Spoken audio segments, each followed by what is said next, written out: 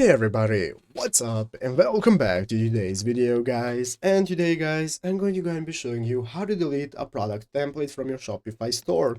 This is a very simple thing to do, so make sure to watch this quick and easy video till the very end and follow my steps correctly so you can make sure this works the same for you and you can do this yourself. But yeah guys, let's get straight into it. So the first thing you want to do is to go ahead and open up the official Shopify website right here at shopify.com if you're not already, and after opening it up you'll be greeted by this main page right here, which is the home page where you can go ahead and log into your account. So after logging into your Shopify account, you'll be greeted by this main page where at the left side of the screen we can take a look at all the sections we can access, such as home, orders, products, and so on.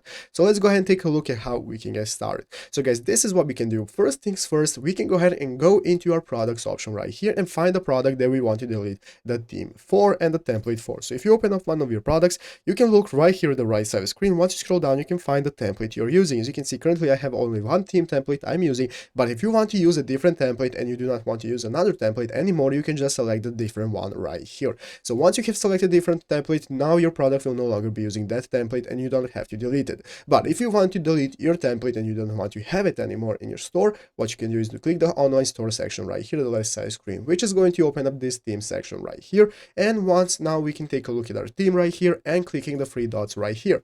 The three dots is going to open up this new main menu where we can take a look at one of the options that is called edit code.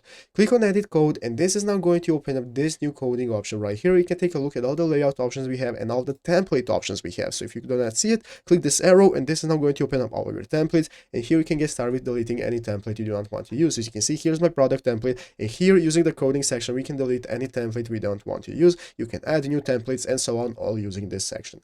But yeah guys, basically that is how to do it. So I hope this video was helpful. If it was, make sure to leave a like, subscribe to the channel. So guys, thanks for watching, take care and bye.